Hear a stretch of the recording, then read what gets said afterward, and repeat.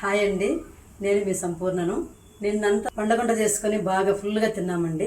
రాత్రి కూడా ఫుల్గా తిన్నాము. అందుకని చెప్పి ఈరోజు సింపుల్గా చేసుకొని తినాలనిపించింది.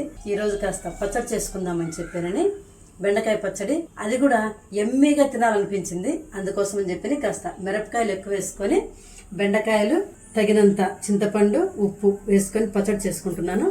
ఇప్పుడు ముందు మనము బెండకాయలను వేయించేసుకుందాము. దాంతోపాటు పచ్చిమిరపకాయలు వేసి వేయించేసేయాలండి. వేగిపోయినాయి, ప్లేట్లో తీసుకుంటున్నాను.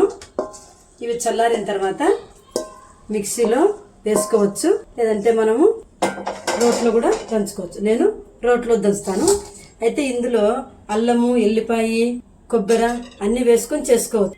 నేను మాత్రము ఇప్పుడు సింపుల్గా చేసుకుందామని పచ్చిమిరపకాయలు, బెండకాయలు, చింతపండు వరకే ఉప్పు వేసుకొని రోట్లో దంచుకుంటాను. మీరు అన్ని వేసుకొని రోటి పచ్చడి చేసుకోండి, లేదంటే మిక్సీలోనే వేసుకోవచ్చు. ఎలా అయినా చేసుకోవచ్చు. నాకు ఈరోజు రోటి పచ్చడి తినాలనిపించింది, అందుకోసం అని చెప్పి నేను రోట్లో దంచుకుంటున్నాను.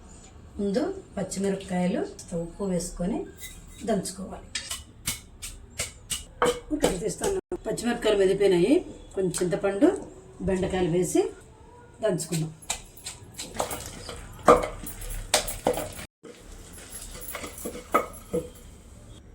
మెదిపోయింది చూడండి. ఇప్పుడు బౌల్లోకి తీసేసుకుందాం. అదే మిక్సీలో అయితే బాగా ఇదంతా మెత్తగా అయిపోతుంది, టేస్ట్ మారుతుంది. రోట్లో అయితే చక్కగా ఇలా ఉంటే బాగా టేస్ట్గా ఉంటుంది. ఆయిల్ వేసుకొని తిరుమాత పెట్టుకుంటే బాగుంటుందండి. తప్పనిసరిగా పచ్చళ్ళకైనా, పప్పులకైనా, కూరలకైనా తిరుమాత పెడితే బాగుంటుంది. ఇప్పుడు కొంచెము మినపప్పు, ఆవాలు, జీలకర్ర, ఎండుమిరపకాయ ఇవి కొంచెం బ్రౌనిష్లోకి రాగానే కరివేపాకు, ఇంగువ వేసేసుకో. చూడండి అయిపోయింది. చూడండి కరివేపాకు, కాస్త ఇంగువ, కాస్త కొత్తిమీర వేసేసి దంచుకొని తిరమాత పెట్టేసుకోవాలి. ఎమ్మి బెండకాయ పచ్చడి రెడీ. పచ్చడితోటి అన్నము కలుపుకొని తింటున్నాను. అయితే పచ్చడి తిన్న తర్వాత పెరుగు, మామిడికాయ రసంతో తింటే టేస్ట్గా బాగుంటుంది.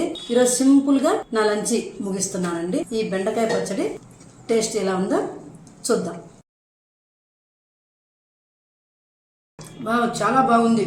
ఉప్పు కారం అంతా చక్కగా సరిపోయింది.